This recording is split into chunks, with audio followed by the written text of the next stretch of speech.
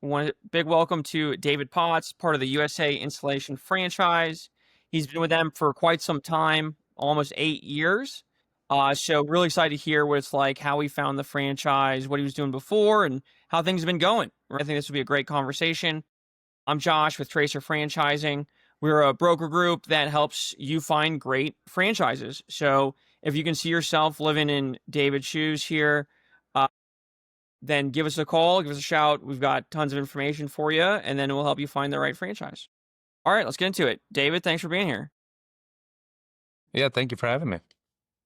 For sure. So, yeah, let's just start with, what were you doing before the franchise?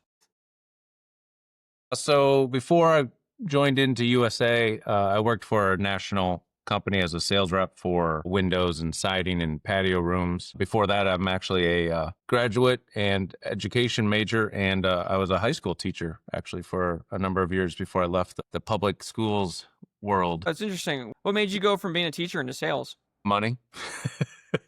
No, I mean, like teaching, I loved, everything about the kids I loved. I hate red tape. I hate what I didn't realize at that point. I like working for myself. I didn't like following some political orders, quite frankly. So, Yeah, I feel like every big corporation, right? Even I was in the Marine Corps for 5 years, and it's just like, um, if you have your own ideas, your own way of doing things, it just doesn't work unless you're working for yourself.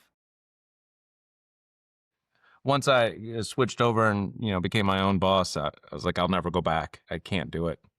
Yeah. Yeah, I hear that, man. Okay, so I mean, you were selling, you're probably doing a good job, right? What made you start looking for your own business, and how'd you find USA Installation? So, crazy story, maybe not a normal story. Yeah, I was selling, making a really good living, working 6 days a week. I spent many nights, many dinners at somebody else's table because I was selling them, not at home. And, a really good friend of mine, mentor of mine, actually jumped over to the USA side to be a general manager for the corporate location. He asked me to come over and said, look, you're still in sales, but it's insulation, and you're not doing 4, 5, 6 different products, and we're not doing things at 7, 8 o'clock at night. We can change this thing up. And so I came over. I came over here as a sales rep for him, sold for him for about 6 months, got an opportunity to become the general manager of the Toledo location, which at that point was a corporate store. Within 3 to 6 months of that, they offered to let me buy it. Never thought about being an owner. I didn't come here to be an owner. I was a sales rep and I was good at it. And it kind of just paved the way, and, rest is history from there. That's cool. That's like you gotta try it before you buy it, right? Um, so what like tell us a little bit about the size of the business at that point. Before I bought it, I got to build it from, scratch because I came over day one. So like there was nothing when I became the sales rep here. We just opened the door. So, that first year we did $500,000 or so. And then we just started picking up pace from there. You know, 2, 3 installers, me selling. To last year we did a little over $8 million. Holy cow. So that first year you were the only salesperson? Mhm. Got it. And so okay, so and then 6 months later you bought it. So kind of take us through that ramp up from how you went from, half a million to, what you're doing now. Yeah. So, I mean, the reality is kind of like a puzzle, one piece at a time. Um, we got good at marketing at that $500,000 size. And then I needed to find another sales rep. So I actually recruited a really good friend of mine who I could trust to come over, and he sold for me.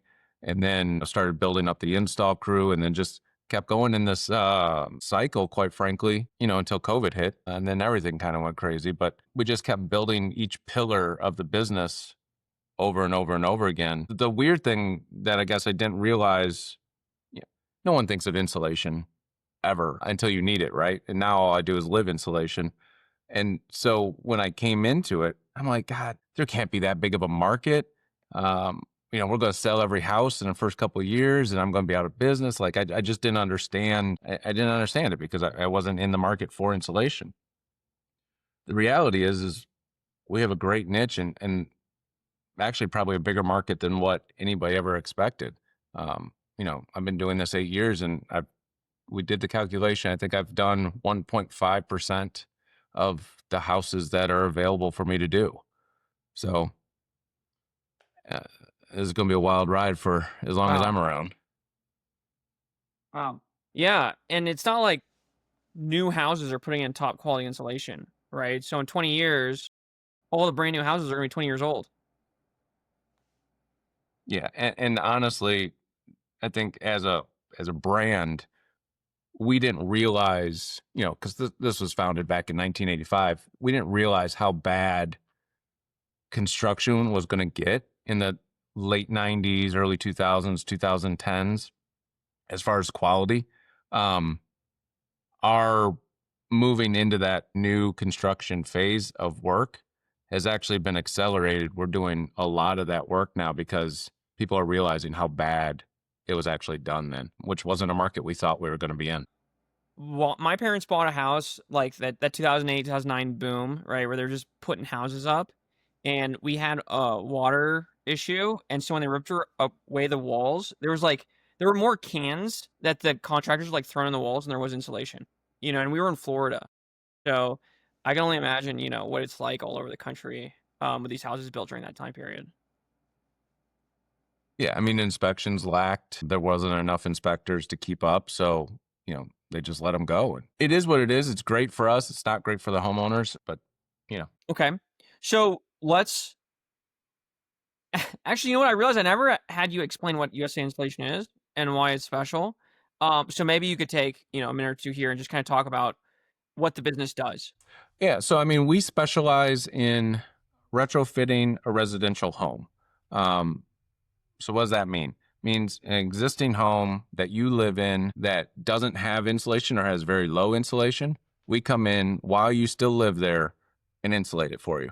And we do that often in one day with little to no demo. Meaning if your walls need insulation, we can do it from the outside, typically through kind of any exterior surface. If your attic needs insulated, we have the ability to get into your attic and get it insulated for you. Just all these things to make it so it does not inconvenience you, because the only other option you have of insulating an existing home is remove all of your drywall or plaster and insulate it, completely gut your house and then rebuild it back, which is not cheap or fast. So we're really the only proprietary foam manufacturer that can do that install for you in the residential space.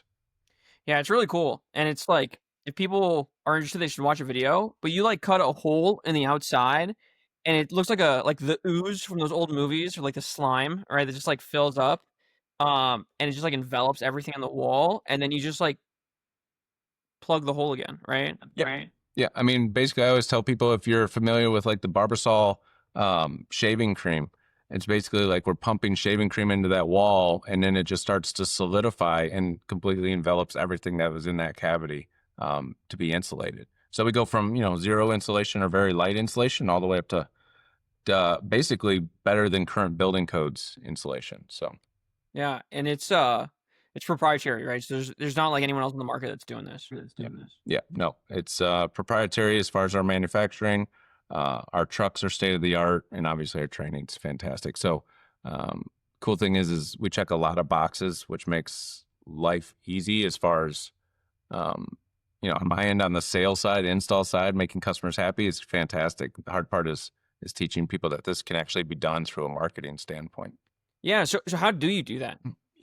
8 years ago, it was a lot of broadcast TV Oh, to try and show people that it can be done. A lot of home shows, a lot of what I call like guerrilla marketing, meeting people where they're at and showing them and explaining to them. Obviously, word of mouth referrals are always huge. More recently, post COVID, a lot of Facebook, Instagram, Pinterest, like all those social media campaigns have really ticked up, which is fantastic because you can reach a lot of people. Now we're reaching a younger generation as well, because they're buying houses now and they're running into the same issues. hmm. Yeah. So, and how much of that's coming from the franchise versus your head of marketing? Yeah, so I would say let's call it 25, 75, 25 from the corporate marketing side, in that they're creating big creative. They're giving kind of direction on where we're going as a brand. They're obviously funding the big TV broadcasts. All these big ideas. We're filling in a lot with local. We're shooting Instagram videos or Facebook Reels at an install, and we're talking to crews. We're talking to homeowners, getting local feedback. All those local photos, videos, everything. Like, we're doing those, but I won't say they're complicated. So you don't need a director of marketing to do that. I've just have been graced enough that I don't have to. But a brand new owner coming out there, you can easily go Facebook Live. You can easily take photos and post them to your own Facebook. But there are a lot that corporate has. I always just tell people they're the corporate generic idea for a nationwide company. If you live in Arizona, your house looks probably different than somebody that lives in New York. So I wouldn't want to use a photo that looks like New York. Yeah. I want to use something that looks, local. But there's a lot of that national campaign design available for people. Yeah. So, you talked about adding salespeople, adding crews. Is there one that's harder than the other, or you max out a crew, add one, and then you have to get a salesperson to fill up that crew schedule? Like, how does that work? Yeah, so I mean, in my world, it's always been, a salesman is responsible for one or two crews. They can really do that kind of revenue. Um, there's less salespeople than there are the crews. So I can look at it both ways where, I feel like I'm constantly hiring install crews. And that's just simply because there's so many of them that there's always just some kind of turnover. The good news is most of ours have been with us a long time. And so we're just usually turning over the bottom. Though they're a little bit easier to hire and train, it's a little bit cleaner, faster to onboard them. And we try to get them young with no experience so we can actually train them and we don't have bad habits to break. Sales reps are probably harder. There's less of them, but we're looking for specific things. We want good morals, and that's really hard sometimes to find, and especially in an interview. Because we are in so many people's houses, we're doing things that, most people don't climb in their attic, or you don't know what's in your walls. Like, you have to trust us. And so having really good people to do those inspections can be hard to find. And somebody that wants to be at somebody else's house, basically their office is your house. You're not in an office. So these guys, you're screening them for morals or, that type of, they're okay with going on in people's homes. How are you teaching them about insulation? Right? I'm guessing they're not coming to you with that. Insulation. Right? I'm guessing they're not coming to you with that. Yeah. In fact, almost no one comes with me with it, and I don't really want them to. So we really go all the way basically to ground zero, explaining different types of insulation, explaining building science, explaining how houses work. I'm even teaching, honestly, here's a hammer. This is what it looks like. This is a screw. This is what it looks like. This is drywall.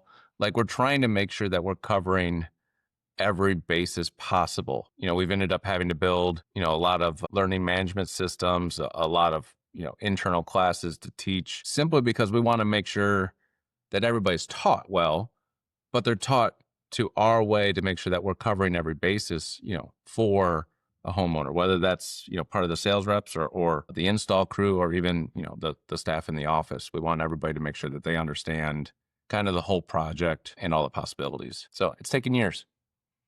Yeah. And then is this now something that's kind of siloed within your business, or has the franchise kind of taken your lessons learned as one of the older franchisees and kind of like propagated it through the system? Oh God, we've propagated it. That's the cool thing about a franchise, right? Like, you're not alone. So the cool thing is, yeah, I've taken some things and I've mastered them and given them back, but then somebody else has also done something completely different and mastered that, and it's just kind of all rolled together. There's also just a ton of experience, kind of at the corporate level of, not only insulation, but just home improvement in general and business in general. And so from all those different avenues, I mean, you could even say I've taken stuff from my education and teaching days and just kind of melting potted it all together. Are we perfect? No. Are we continuing to advance and push forward? Yes, because as you said, new constructions continually happen. We're running into new building codes, new things, new products They're just coming out and changing the game that we have to then learn to figure out, how does this affect a house or a building science system down the road? And so it's constantly changing. That's cool. You wouldn't think that like installation would be such a technical business, but it sounds like it is. Yeah, it can be. I mean, the cool thing is like every house is the same and every house is different. And until you're in this, you don't understand what that means. Yeah. That's cool. Okay, so kind of going back to the training and the crews. So like, how long does it take to train a new crew member, and how long does it take to train a new salesperson? Um, training a crew member, I'll have them on a truck out in the field within a week, um, helping. To get them really good, probably 6 months. Um, Sales rep, they'll be out in houses doing inspections, typically with either management or another sales rep, just, somebody basically to shadow within about a month. And then they're training to say it's done, which is never done, but 6 months to a year ish, just because you have to run through so many houses and see so many different things before you could ever say it's done. Yeah, wow, it's a big kind of investment. Are your sales guys staying with you for a long time? Mine never leave other than retirement. So I've only turned over 3 and all 3 are retired. Wow, that's really cool. So they must be making, good money, and enjoying what they do. Yeah, I mean, basically I try to set it up for success where if you're not making well over 6 figures as a sales rep for me, we're doing something wrong. And obviously we have benefits in 401k and everything else, but you're going to work hard for me. That's for sure, but you're going to be taken care of. That's amazing. A lot of franchises, I know mine does, right, relies on part-time work. So having a business where you're creating really good jobs with benefits, is something that a lot of people want to do. That's cool. Okay, and so how many crews, so like how big is your business right now? You probably have also some admin staff, right? So to do, you said $8 million in revenue. Like, what do you need from a size perspective? Um, so we have 11 territories, um, 2 physical buildings, in 2 different geographic areas. There's 13 crews. Um, yeah, God. 8 sales reps, 30-ish installers, and a management team of about 7 that's Okay. floating around in the offices and out in the Yeah, field. that's interesting. And so where do you fit in all this? Like, what do you do now, like day to day? Sometimes I ask myself, what do I do and how do I get a paycheck? I do a little bit of everything. So this last year, I've had to write myself a job description because I was just personally, I was feeling lost because I didn't need to do anything. And that was a hard, grasp because quite frankly, my management team takes care of everything at this point. And so, I'd get into the weeds of things I shouldn't be in or just didn't feel good about what I was doing because I wasn't doing anything or didn't feel I was productive.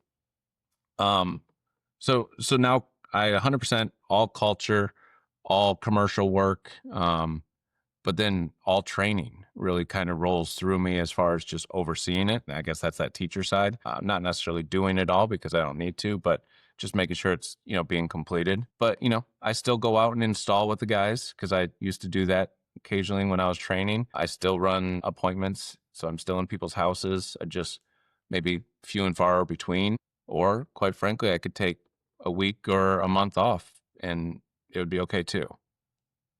Yeah, so it sounds like you're really just trying to keep in touch with things, right? And then oversee, like you said, the culture. I mean, training's a huge part of culture, right? If you're not trained properly, you'll never align.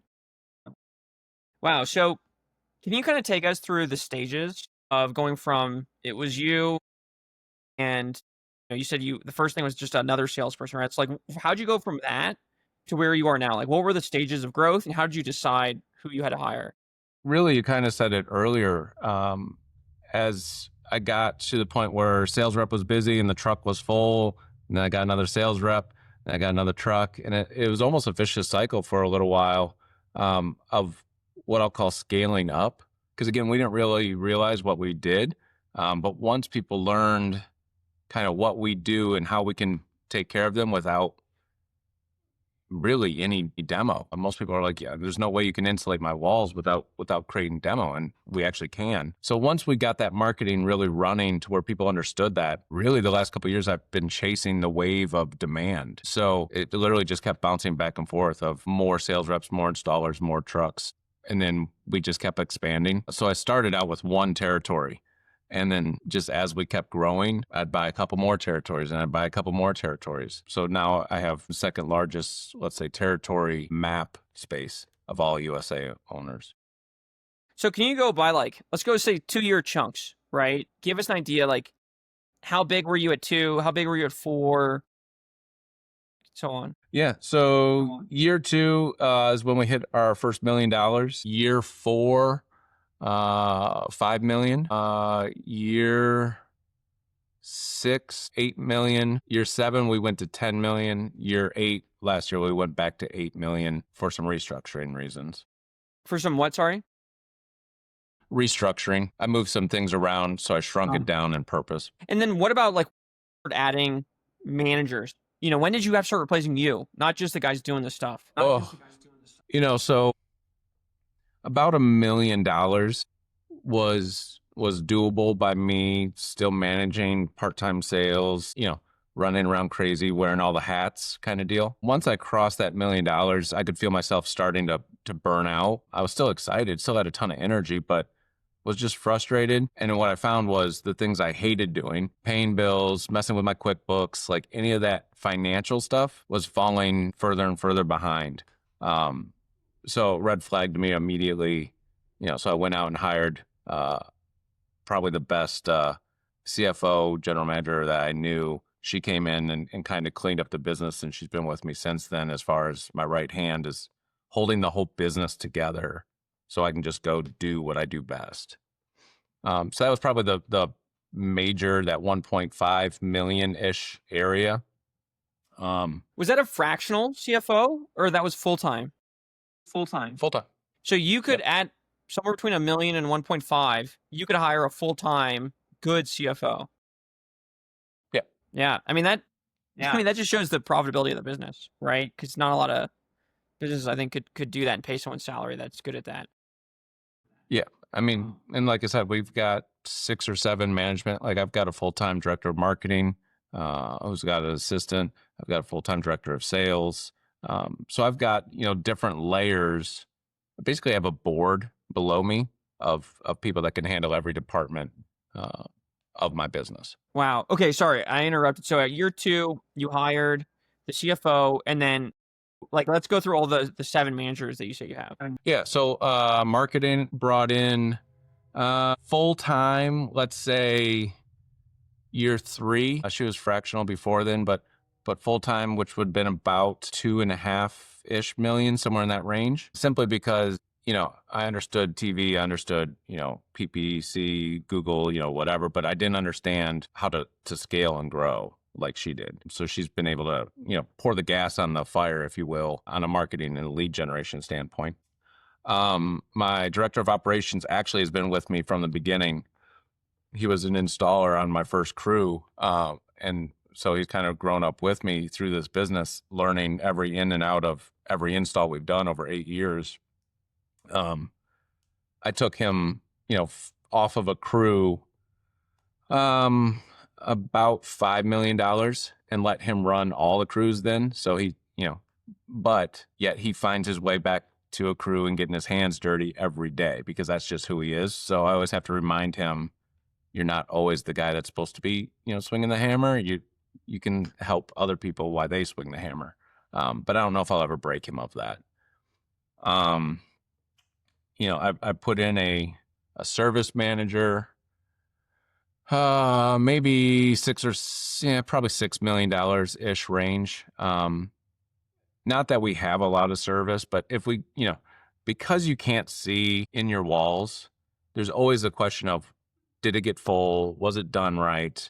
What if I'm, questioning anything? So she takes care of all those phone calls and makes sure everybody's okay and gets the crews back out. Or if you've got any concern or question or whatever, she kind of closes that loop. And then I hired HR right before $8 million, simply because, like I said, just so many people. And that's not my background. And as I closed in on that 50 employee threshold, the legal concerns start to come in. And I just knew from a culture standpoint, it was outgrowing what I could do. So I brought in HR to kind of regroup that, take it from, a napkin HR platform and, my ideas of what I thought HR was to legally what HR is. So all of that's been kind of, over the last couple of years. That's awesome, and that really just kind of, I don't know if you ever read the book Who Not How, right? But you basically just, like, summed it up where you what are the things that I'm not good at, and, like, let's go find people who are good at it and do it for me. Yeah. I mean, that was probably one of the earliest things I had to do was, what am I good at and what do I like to do? And then list everything else that I'm not good at or I hate to do, because yes, I had to do it in the beginning because I didn't have the money to pay anybody else. But as soon as I could pay somebody, all those things that I hate doing were gone because I just couldn't stand to do them. Very cool. Okay, and so as you were growing, how did the franchise help, um, assist, point in the right direction, whatever they were doing during that scaling period to support that? Because you don't have an MBA, right? Mm. Yeah. Nope, Yeah. I sure don't.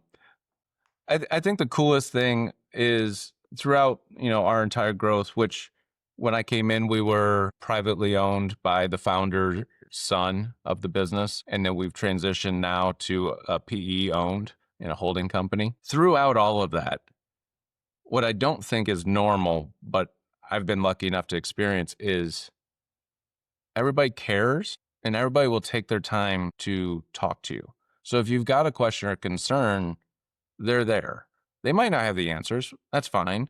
But they'll go help you research if you don't have it. And they're not afraid to go outside of, let's say the USA network or even the Threshold Brands network to get answers. No one has an ego where this is the right way and this is the only way to do it, which has been, again, I think weird. I wouldn't have expected that. If you asked me that 8 years ago, I would have thought differently.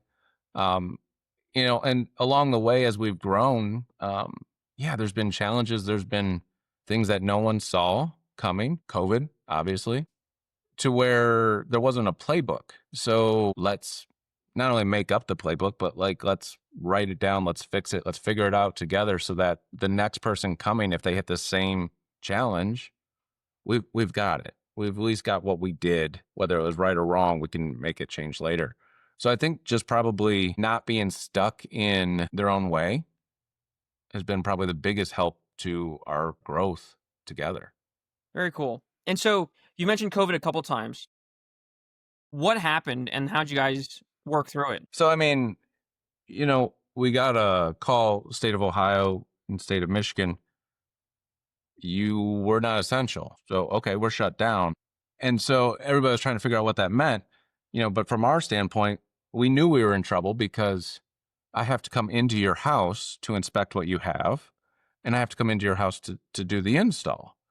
So, we were closed for about 2 weeks while just people were trying to figure out what does that mean? What's the new way to do this? We were able to get on the essential list, which was fantastic, but then we were able to figure out if you can use your phone or your tablet or your computer, can we do a Zoom call or whatever so you can show me currently what you have in your attic? Can I come out to your house and can I open your siding from the outside so I can find out what's in your walls? And we'll talk through your window. We'll talk on the phone, like whatever we need to so we can still help you. And then we just transitioned our install processes basically to avoid close contact. We postponed a lot of attic installs. We did a lot of wall installs because we could stay outside until either the people could get out of the home or once everything got lifted and changed, then we went back and took care of those attics. But it just restructured everything all the way from normally we take a box truck to your house install and it's got 3 people in that box truck. Well, we couldn't do that. We weren't allowed to have anybody ride in a truck together. So we had to send 3 vehicles to every install, which just from a fuel standpoint, it Yeah. was not ideal. Um, but we figured it out because we had to. I laid off all my employees for 2 weeks.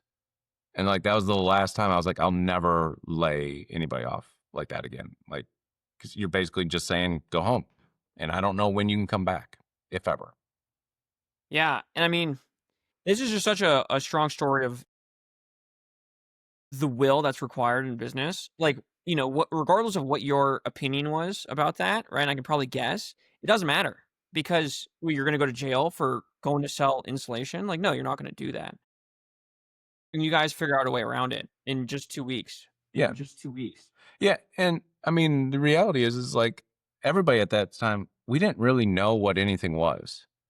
So, hindsight 2020, whatever. But the reality is you thought you literally might kill somebody and you could have. So like you were scared to death to do anything. I didn't want to ever hurt anybody, but like I'm still trying to keep my guys working. I'm still trying to keep their families fed. I'm just stuck in this weird land that, yeah, we had to figure it out. And we did. Yeah. And since it was very state by state, was it largely on you guys? Like, how much was the franchise helping out? So the franchise was tremendous in helping out. But I think if everybody remembers, like, the states weren't necessarily tremendous in helping out. Like, no one understood. And like the info was so convoluted. I remember, the state of Ohio opening doors and saying, you know what, go for it. You're fine, just distance, but no issues. And the state of Michigan, which I'm right on the border, you still couldn't go outside. And I had some employees that were basically stuck at home. Like, wait a minute, it's 5 minutes to work in Ohio, but I can't have them come to work. And it's just like, I promise it's the same air we're breathing, but that imaginary line says you're not allowed to work today. So it was just so weird. But, the franchisor was fantastic in trying to get as much info as we could. I remember shipping in from them COVID tests. We actually make our own foam, proprietary foam in our kettles at our factory. And they shut those kettles down and they manufactured alcohol, cleaning alcohol and hand sanitizer. And they were shipping out hand sanitizer to us just to try and keep chemicals, keep things clean, keep the trucks clean, keep our employees clean. They didn't have to do that. Obviously, they could have, done whatever they wanted to, but they did. So never an issue on the franchisor side. Just the states, the government, just the lack of knowledge at that point seems like it was so long ago, and yet it wasn't that long ago. Yeah. Yeah. Well, it's cool that you guys had that support and kind of got through it. Uh, what else, if you were starting over today, brand new franchisee, what would you be telling yourself? Your current like, what would your current self be telling your brand new franchisee self?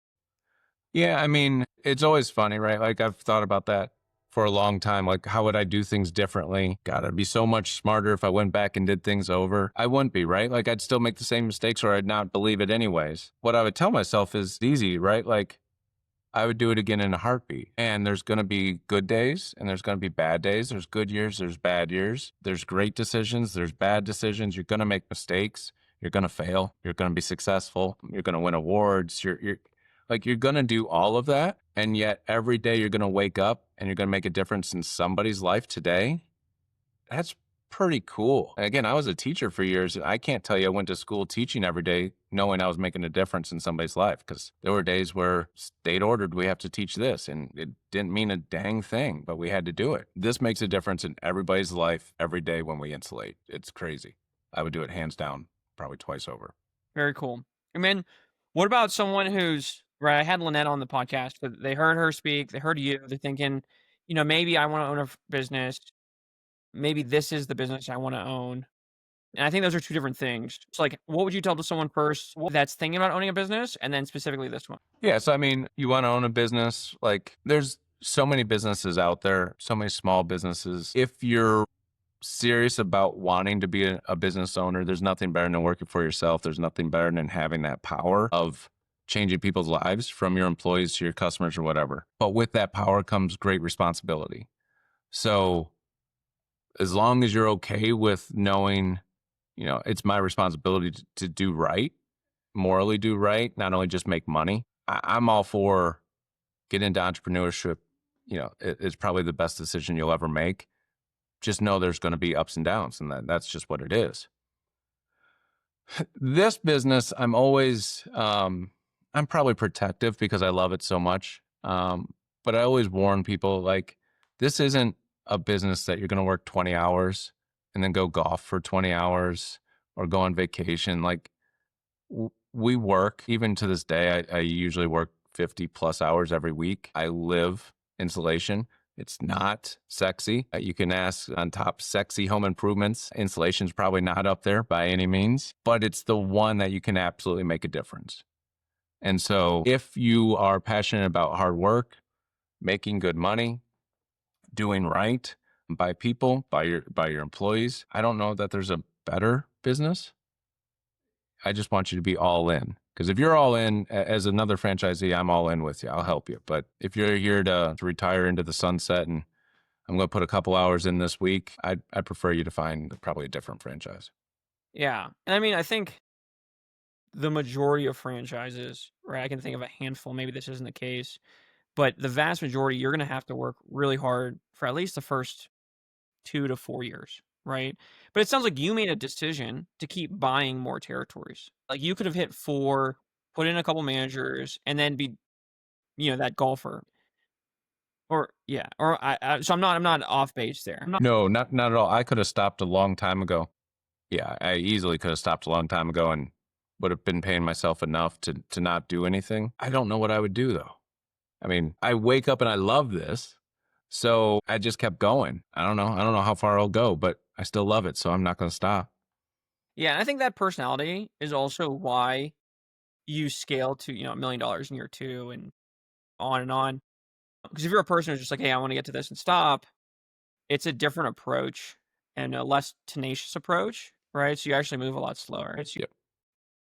And there's nothing wrong with that. There is definitely a space for somebody that wants to be $1 million as well as there's a space for somebody that wants to be $100 million. I just want you to find your space. Whatever that is, doesn't matter to me as long as you are happy. Yeah.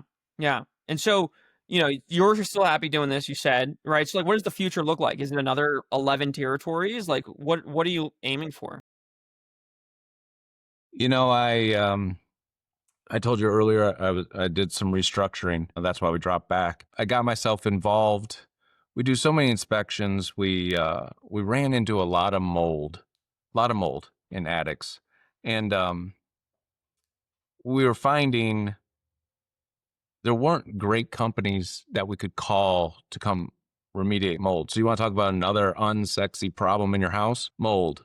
And so Threshold Brands picked up a very small mold company. And so, of course, I said, yeah, I'm in. So now I own another franchise of mold, and we're working together with Threshold to really grow that and expand that nationwide as well, kind of with the USA, because it just ties so well together, which has been phenomenal. I'm back in learning something new and creating new processes and going forward. So I'll probably, who knows, 11 territories of mold on top of my USA. And who knows, someday I might sell, I might move over to the corporate side, although somebody's going to have to sell me on why I'd want to do that, but I might work for the Threshold Brands side, or I might fire something else up as well and just keep going. I don't know. I think I love the building of things. Yeah. Man, that's cool. So are those the only 2, right? So you have the installation and then you're building up this mold remediation. Is there anything else that you're doing? No, I mean, other than, I'm always coaching and helping other owners, but those are my 2 focuses. Very cool. And so are most of your jobs just referrals from the installation to the mold, or are you doing like a full on marketing and you're running that like a normal business? Get a lot of referrals from the USA side to the mold side. Um, but part of my agreement slash promise to Threshold was the last thing I wanted was, somebody off the street coming in saying, I'm going to buy just a mold franchise, and they don't have anything else, no USA to send them leads or whatever. I wanted to make sure the brand was built up from all aspects to where they could be successful. So we're spending the money. I'm using my director of marketing on the USA side to really figure out how can I drive leads and appointments and sales for the mold side without relying just solely on the USA side to feed it. And it's been successful so far. We're going to keep pouring some gasoline on it and see how successful we can make it. That's very cool, man. But okay, so back to the installation side, right? So you hit 10, you drop back down to 8. Like, where do you think you can max out, or do you think there is no max? Yeah, God. I told you we've done 1.5% of all the houses in my 11 territories in 8 years. Um, so is there a max? No, I don't think there is. How hard do I want to go in a year? That might be a bigger question. Like, how big do I want to get from an employee standpoint? I don't think I'll ever get across that $20 million area, just simply because I'm afraid that's about 100 employees. That just changes the legal scope of everything. But right now I own two very large commercial buildings that I house all of my businesses in. Who knows? I might buy a third. You know what I mean? Like, things change so fast that I don't know if there is a stop. I don't know if there's a cap. Maybe to my own energy, maybe that's the cap when I'm just like, I'm tired, don't want to go anymore. But yeah, right now I don't see a cap. The number one franchisee for USA did over 20 million and didn't even scratch the surface of what he's doing. Opportunity is there. It's just, how hard do you want to go and how hard do you want to chase it? Yeah. Is that person, do they have double the amount of territories you do, or? No, I think he's got 13 or 15 territories. Just looking at a map, he's more urban. He's got bigger metro cities, Oh yeah, so it's and I'm less of a more drive. rural, more suburban. Yeah, yeah. Cool. Very cool. Okay. So, anything else? I think, that kind of wraps up, man. This was a really cool conversation. I hope this helps people kind of visualize you were in there doing everything for the first couple years, working hard, start hiring key based on your personality and like what you wanted to do. And it was just sound like it was boundless, right? It was you took it to where you wanted to be, and now you're kind of focused on someone else. And opportunities present themselves when you have success, right? Like, there's probably 3 other businesses that would have been good add-ons, and you just picked this one. So yeah, is there any like supporting thoughts or any things that you think people should know if they're considering going this route? No, I mean, I think we covered, God, about everything.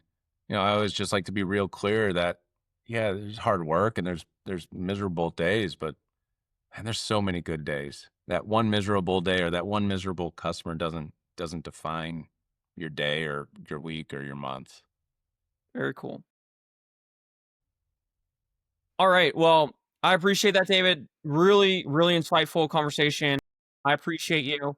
If people want to see if USA Installation's available where they are, reach out to me, Josh at tracerfranchising.com. Or if you just want to find out what else is out there and what would be a good match, I will educate you, right? That's part of the education process. I have almost 100-question matching quiz. I'll do an interview. And I have a pre-vetted list of franchises. Literally 200 to 300 hours worth of reading FTDs and research to narrow 700 franchises down to about 70 that I think are great options, and I'll find the best ones for you from that list. So please reach out. David, again, thanks. It was a pleasure having you on, and I wish you all the best with USA Installation and your new mold remediation business. Thank you so much.